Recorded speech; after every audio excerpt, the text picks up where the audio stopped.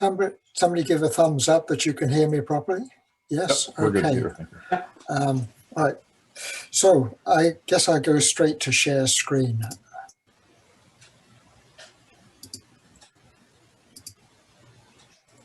And I'm going to keep it on this format so that I can see what slides are coming up.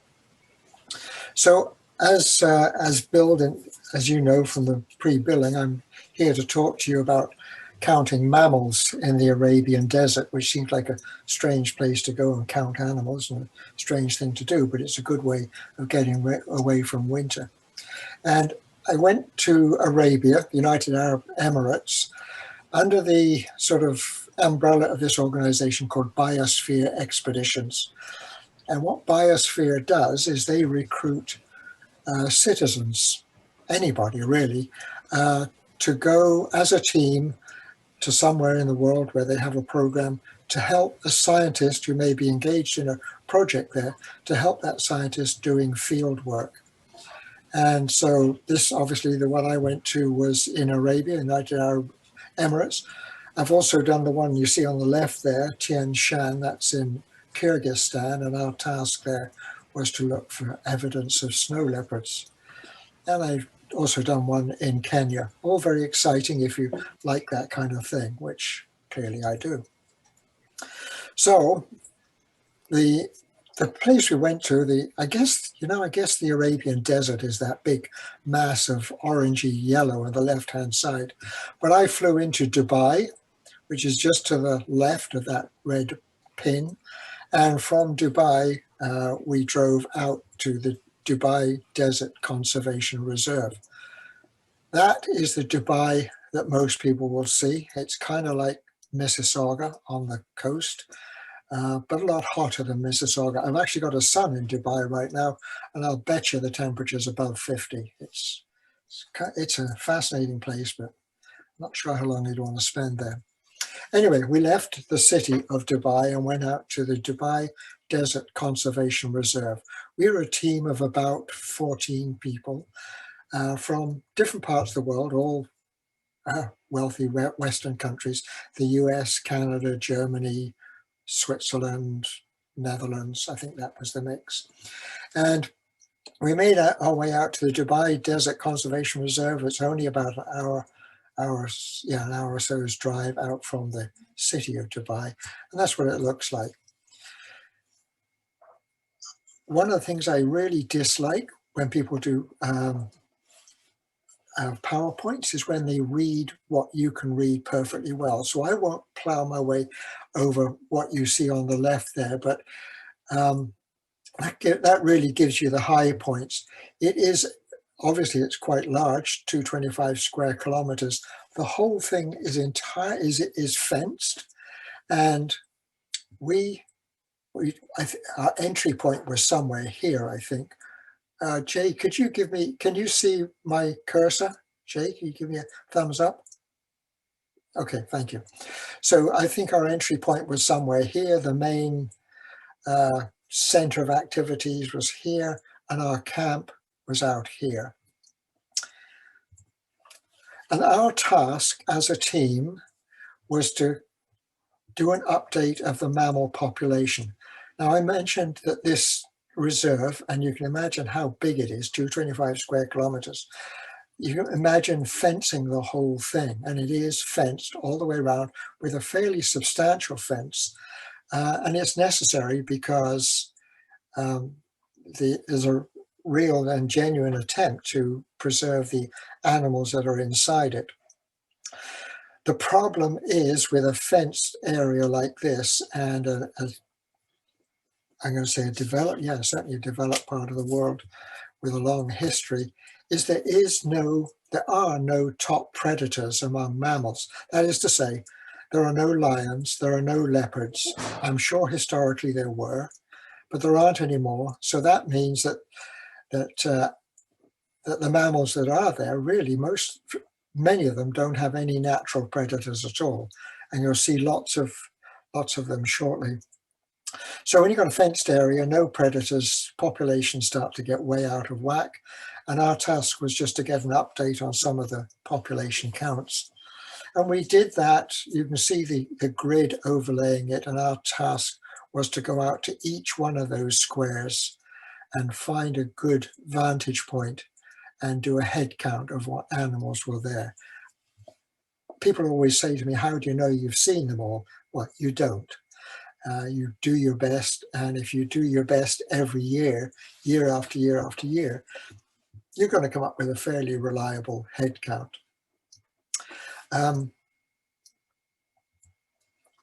So that's really pretty much what it looks like, and that.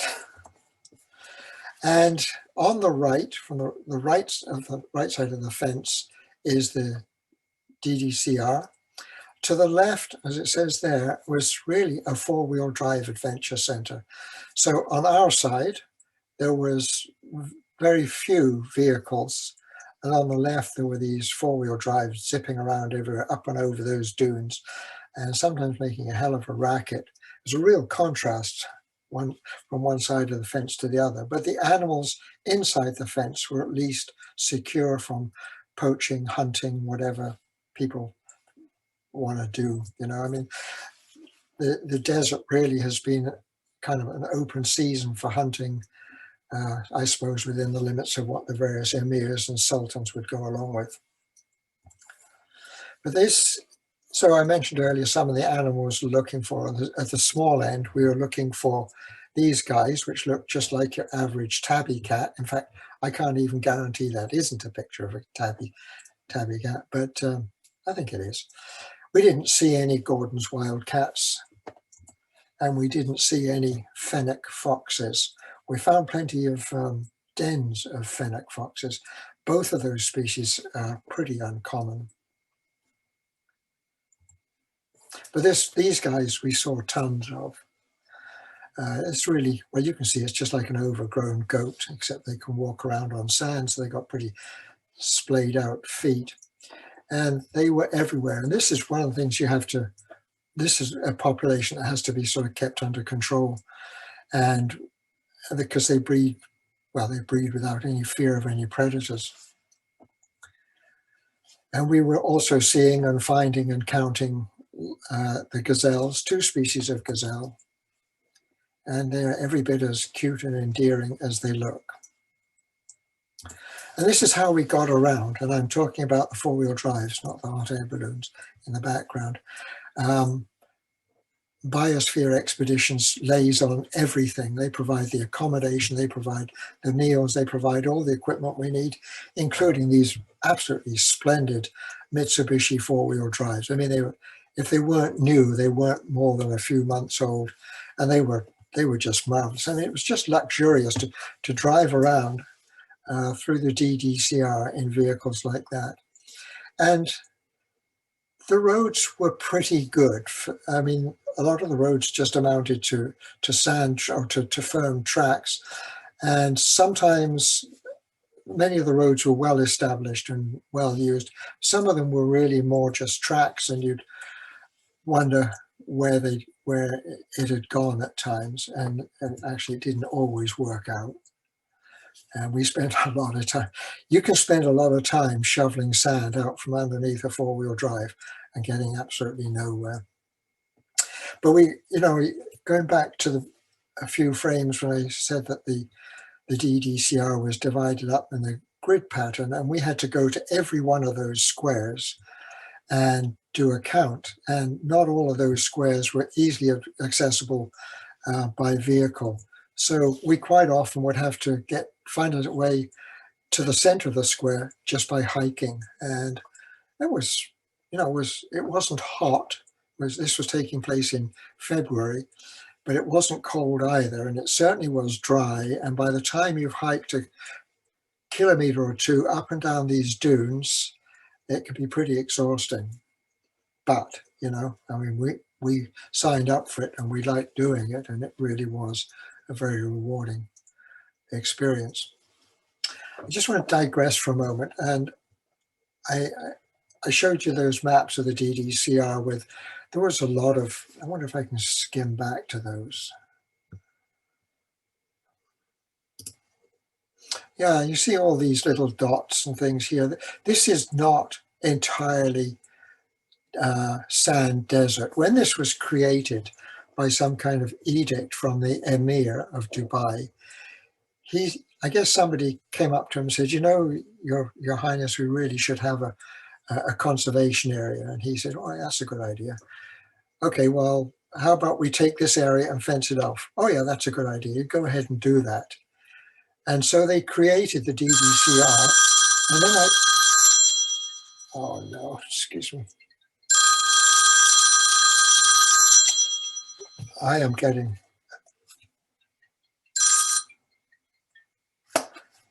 I'm sorry, I was getting an unwanted call.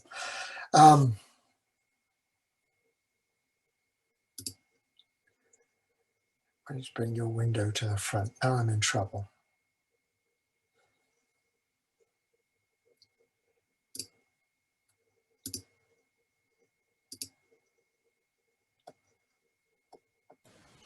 Bear with me, guys. It's there somewhere, isn't it?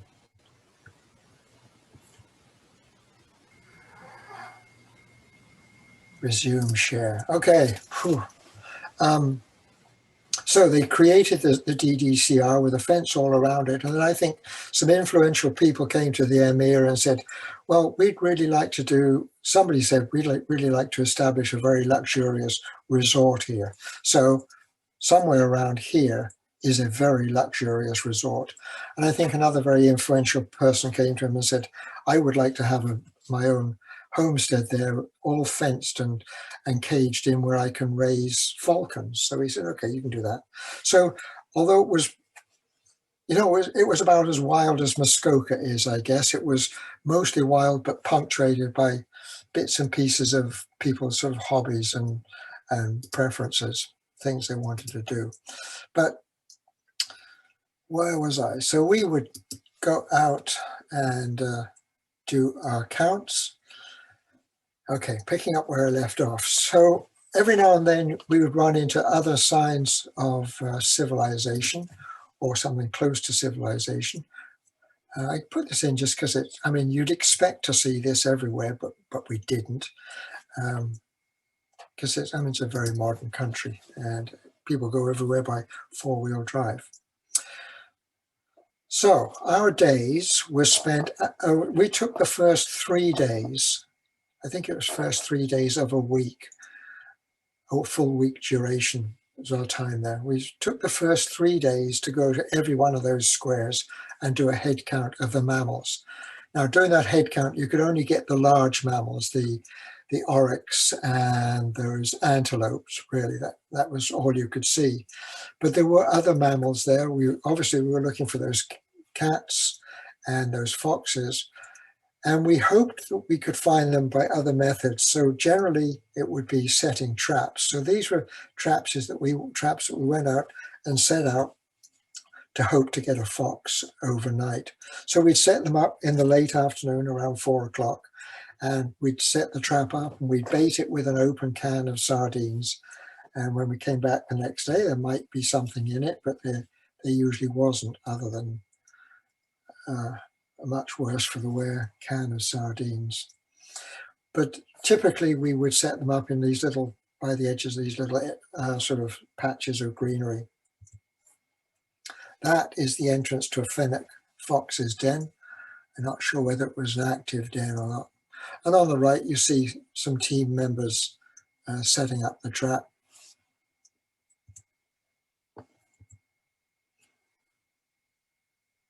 Yeah, nice, aren't they? I like to joke. This is a bad joke. You count the number of horns and divide by 2.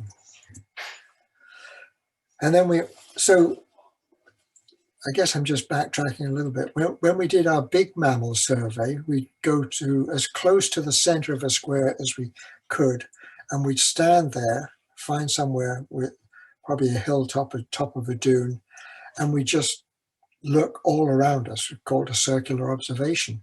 We just scan all around for 10 minutes to see what we could count. And that's how we built our count of the big mammals. We would also find them with camera traps. There were some ponds there. There were some water holes. man-made waterholes, and we would set up camera traps by those, so we get lots of photographs of, particularly of oryx coming to feed. But also, because the camera traps would work 24/7, it would sometimes reveal some surprises. But those things took a lot of power, and we were always going out there and checking the disk, the chip, and replacing all the batteries. And the last time I did this presentation, somebody said to me, "Why wouldn't they be solar powered?" And I have no answer for that. I mean, it would, you would think, wouldn't you, in the middle of the desert, this would be an obvious piece of equipment for solar power. But maybe they're available, and they are available now. I don't know, but we were always switching batteries. There you see one of these man-made waterholes, us just checking the camera trap on the left, and a bunch of oryx in the back. I guess a good question is, when we counted the oryx, I forget what the count was, something like 190 or something like that. Every now and then they realized there was just too many oryx. The property can't sustain them, even though they're going out and giving them hay, of all things, providing artificial food for them. It's really, in many ways, it's a very artificial sort of habitat. But every now and then, when they got too many oryx, they do round a whole bunch of them up, and they send them off to other conservation reserves or other places in the Arabian Desert. And I have no idea whether they just get hunted or what happens to them. Maybe it's a bit of a sordid tale, I don't know. And then another thing we would do, we would set up traps for little rodents, gerbils actually. And the gentleman on the left was our staff biologist, and he's showing us here how to set them up. So it's just like a little tunnel thing. We put some oats, some grain down inside it, and if the gerbils went in, then the door would shut behind them. And again, we'd set those traps up at about 4 in the afternoon, and we'd come back the next day and see what we've got. And about 50% of the time, we would have trapped a gerbil, and these are exactly the same kind of gerbils that you might have had, or your children might have had, cute little thingies. And we fish them out, and we'd tip them into this plastic bag, and then we'd do a number of things. I think we put them in the plastic bag just to get control of them. I mean, they'd suffocate if you get them in there for long. But so this is what we did to the gerbils. First we catch it, then you take a fecal sample. And last time I did this, maybe it was even Alex Warren who's listening in today. Somebody said to me, "How do you get a fecal sample?" Well, all you do is squeeze them on the base of the tail, and out it comes. That's, of course, I'm telling you that in case you ever need to know. And then we would put a marker, use a marker and just mark their tail. You can see that on the right there, so that if we re-caught it the next day, we'd know we'd already had it. So there's 3 exciting things to do. And then the fourth one, if you could possibly figure it out, is to sex it. And some people claim they could. I didn't spend a lot of time at trying to sex a gerbil. I didn't think that was a terribly useful thing to be doing with my time, and other people were a whole lot more entertained by the process. And there were a few other animals around. Those slides are self-explanatory. Those toad-headed agamas were really quite common. Well, it's a wonderful example of how nature does things. I mean, look at the coloring of that agama against its background, and I don't mean the pink hand. I mean, they just look for all the world like the sand that we're in. Oh, now what's going on here? Whoops.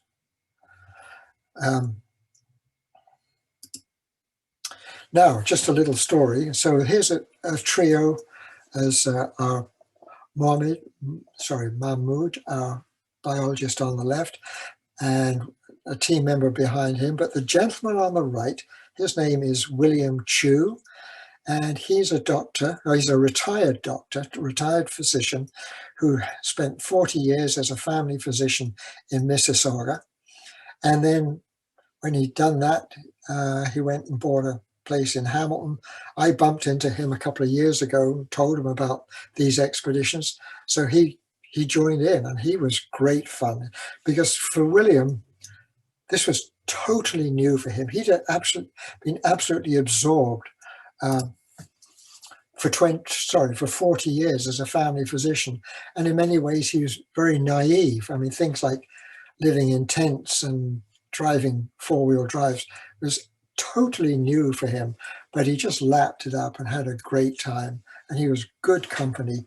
And one of the things about William was, having been a doctor, he lived a very, very full life.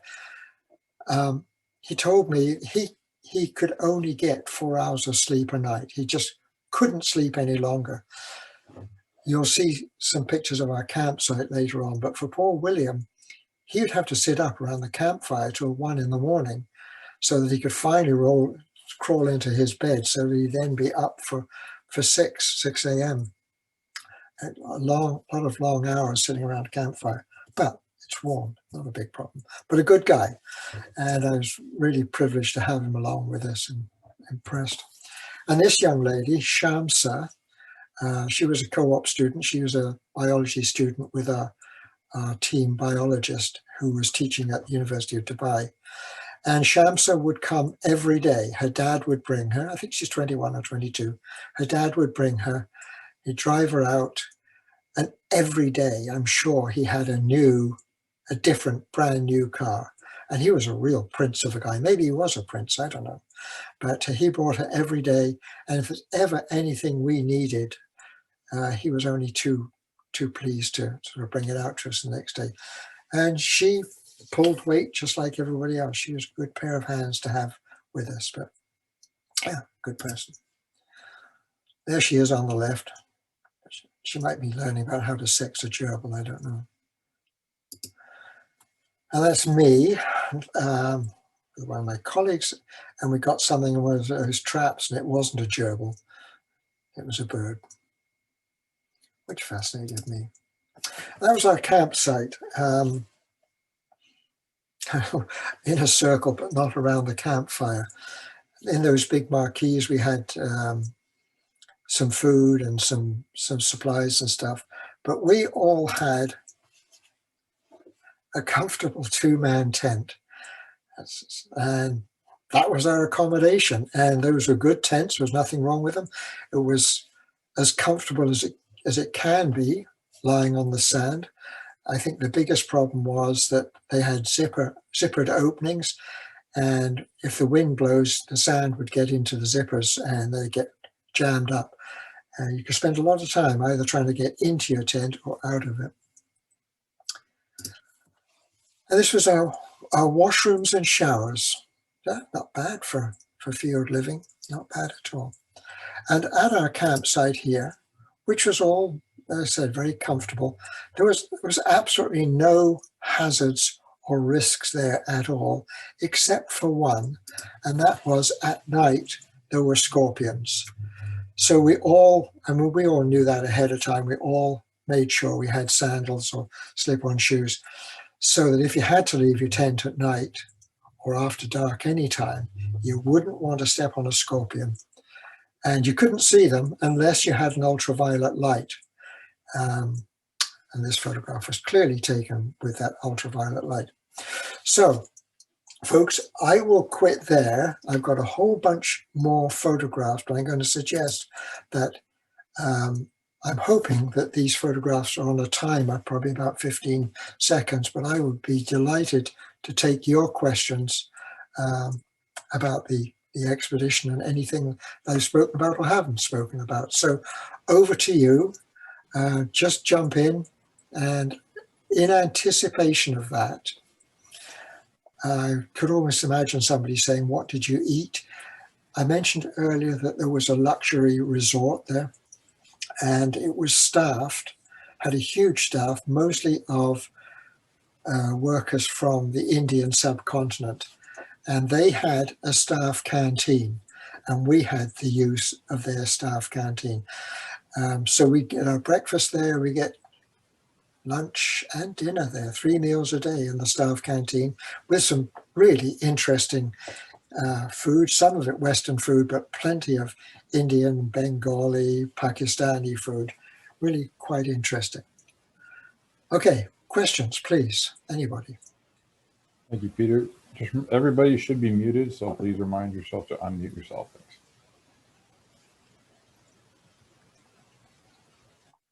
Peter, I have a question. This is astounding. I never even knew about this. So how long were you actually there, and what kind of preparation did you have to do ahead of time to make sure that you could survive? Oh, well, so firstly, survival was no problem at all. Biosphere Expeditions provided everything. They provided the transportation, the accommodation, and the food. All we had to do was just do the duties out in the desert. But we were actually at the DDCR for 1 full week. That meant flying in a couple of days ahead of time. And, you know, in a sense, that's all it took. Getting there, going to Dubai, going on the expedition, coming home from Dubai. But I actually linked my DDCR trip with going on to Oman and then on to Kenya. So I was actually out of the country for 5 weeks.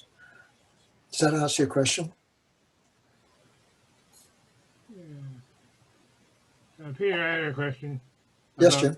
About your former wife, Ruth.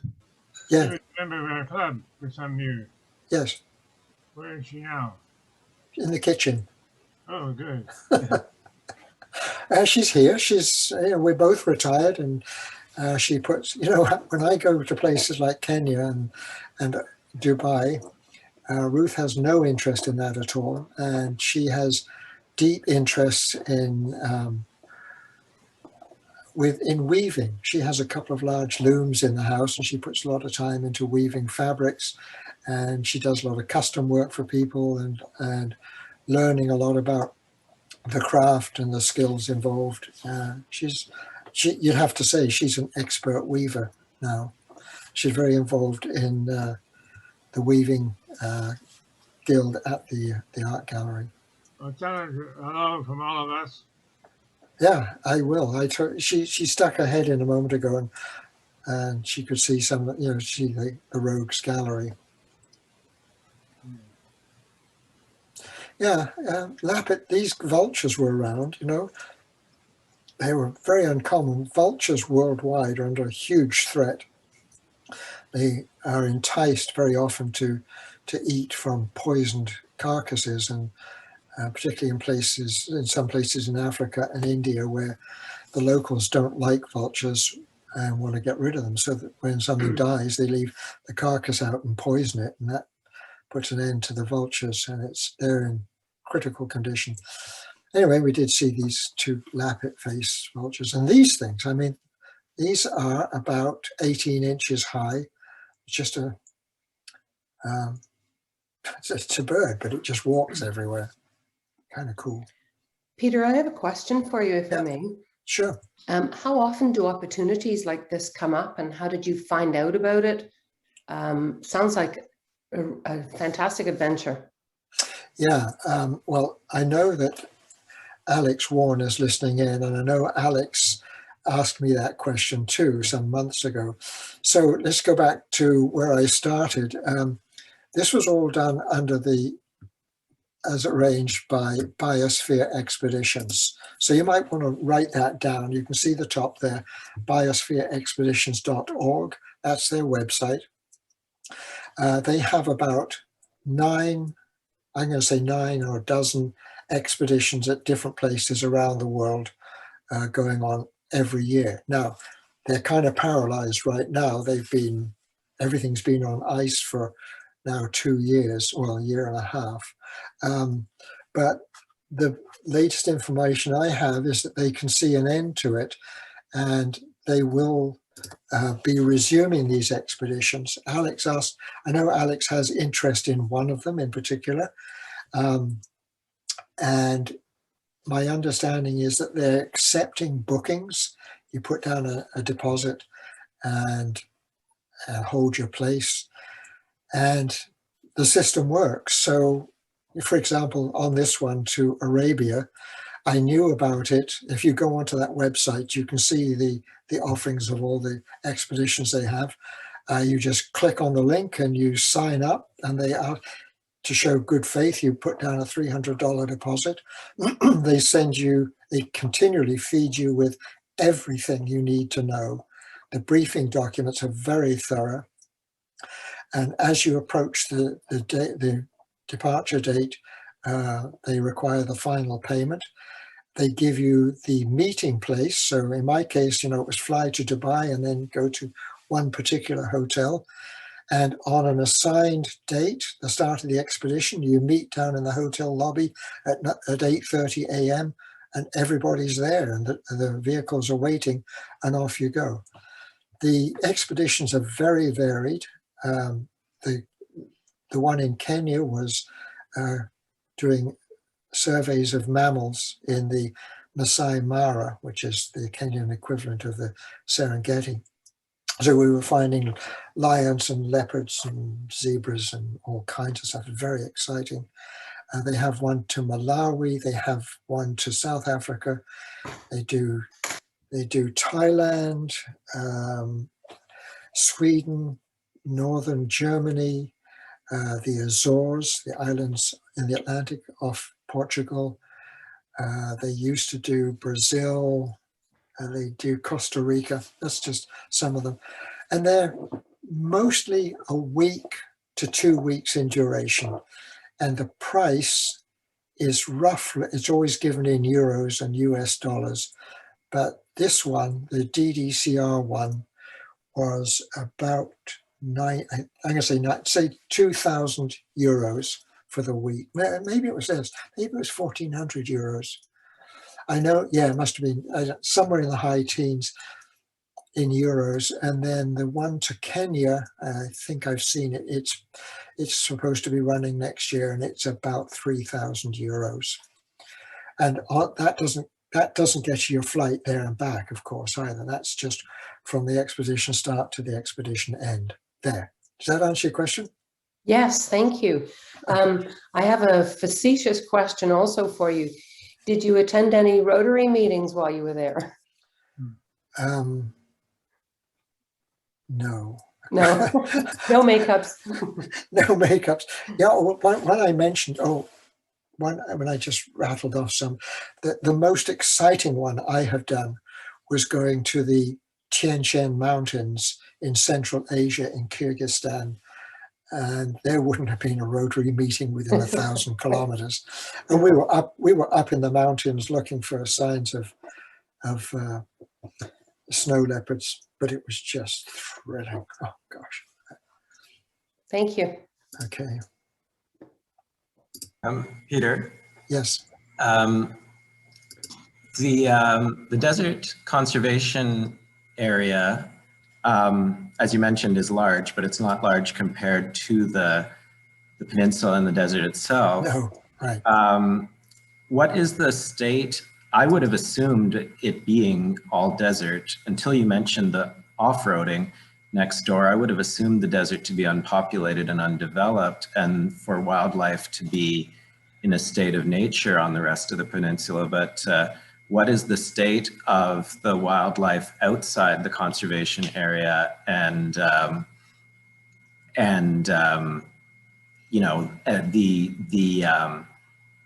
general conservation status of those animals that you looked at in terms of whatever we call threatened or that sort of thing? That's a really good question that I don't think I can answer well. I mean, the Arabian Peninsula is the population is very sophisticated in many ways, and so I think hunting and very sophisticated ways of getting to hunting sites poses a real threat. So my bet is, and I don't have any justification for this, is that perhaps 1,000 kilometers from Dubai, you might find good wildlife, but anywhere within 200 or 500 kilometers, I'll bet they're under threat. Yeah, I probably shouldn't say any more because I don't know. It would just be conjecture on my part. Sorry, Robert, that's the best I can do. I mean, a lot of what we were doing was saving animals for study, and in some cases for relocation, for repopulation. Well, there's no need to apologize, Peter. Thank you. And I always enjoy the stories of your adventures. This was the first time you mentioned sexing gerbils, and for those who haven't worked with chickens or anything like that, maybe we should clarify that you were attempting to determine the sex of gerbils, right? Yeah. Thank you for that clarification. And that one you can see, I mean, I said earlier that they do feed these animals. And I mean, anytime when we were doing our big head count in the first 3 days, an obvious place to go was to one of the feeding stations, and there'd be tons of animals there. Yeah, I mean, our head count process was really fairly straightforward. It was just got exciting when you had to traipse into the middle of a square that was generally inaccessible.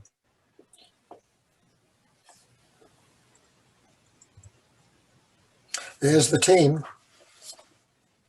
And yeah, you know what I will add here, that we're not all, there are no spring chickens amongst us.